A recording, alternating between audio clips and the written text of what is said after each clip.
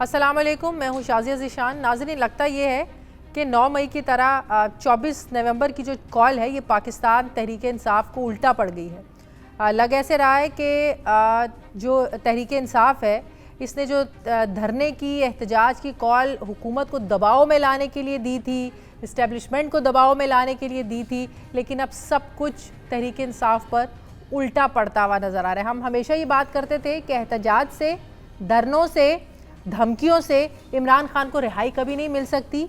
ये अदालतों के फैसले हैं, रिहाई और इंसाफ भी इनको अदालतों से ही मिलना है। लेकिन तहरीक इंसाफ बदकिस्मती से कोई समझने वाला नहीं है इस जमात में जिसको ये लगे कि इमरान खान को जो रिहाई है वो अदालतों में केसेस लड़कर ही मिलनी है। अब हुआ क्या है कि जो नाराज़ रियासती इदारे थे ये उल्टा और नाराज़ हो गए हैं।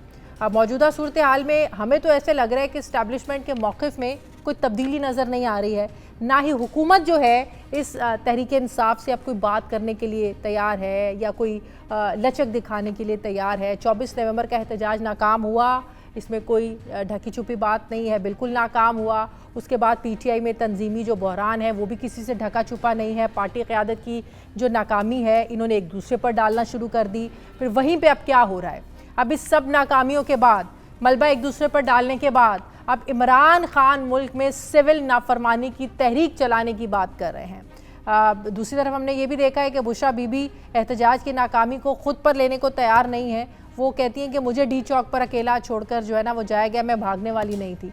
तो बात यह है कि अब जो तहरीक इंसाफ सिविल नाफरमानी की बात कर रही है वो किस हद तक ये कामयाब होगी। हमें याद है 2014 में भी तहरीक इंसाफ ने कॉल दी थी सिविल नाफरमानी की, कंटेनर पर चढ़कर बिल्स जलाए गए थे।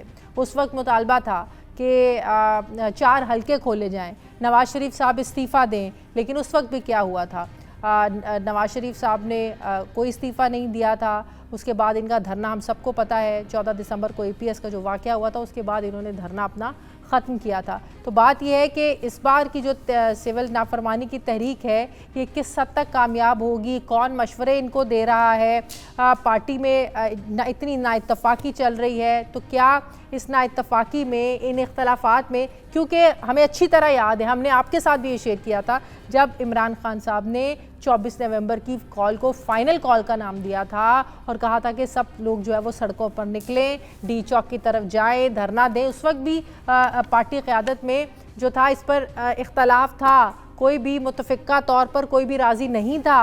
कोई पार्टी की आधी क़यादत ये कहती थी कि तहरीक इमरान खान ने या सड़कों पर निकलने का जो फ़ाइनल कॉल दी है ये गलत है मौजूदा हालात में।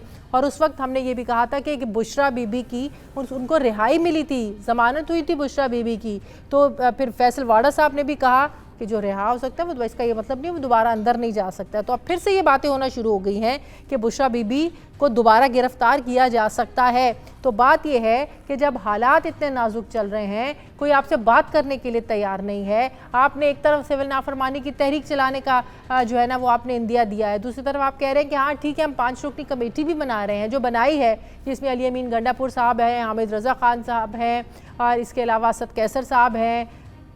ये लोग जो हैं वो बात करें हुकूमत से, अगर बात कामयाब नहीं होती, मुज़ाकरात कामयाब नहीं होते तो मुल्क में सिविल नाफरमानी की जो है वो तहरीक का जो है ना वो हम चलाएंगे। तो क्या हम ये समझें कि तहरीक इंसाफ एक बार फिर से कोई सियासी गलती करने जा रही है? 24 नवंबर के एहतजाज के बाद से PTI की पूरी क़यादत पर इस वक्त मुकदमात दर्ज हो चुके हैं। सिर्फ इमरान खान पर 14 नए मुकदमात दर्ज किए गए हैं जिनमें कत्ल, इक़दाम कत्ल समेत दहशत गर्दी की दफ़ात शामिल हैं।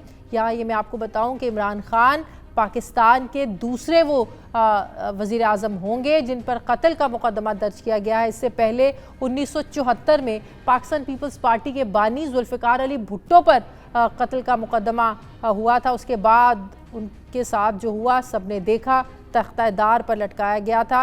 उसके बाद भले ही 4 दहाइयों के बाद बल्कि ज़्यादा उनको इंसाफ तो मिल गया, लेकिन बात यह है कि उस वक्त भी जुल्फ़िकार अली भुट्टो साहब के साथ क्या हुआ और वही जो है आज इमरान खान के साथ हो रहे हैं, उन पर भी कत्ल, इक़दाम कत्ल और दहशत गर्दी की दफ़ात लगा दी गई हैं। गुज़श्ता रोज़ अडयाला जेल में भी GHQ हमला केस की समाअत हुई जिसमें तकरीबन 1.5 साल के बाद इमरान खान समेत 100 मुल्ज़िमान पर जो हम बात कर रहे हैं फ़र्द जुर्म आयद की गई है।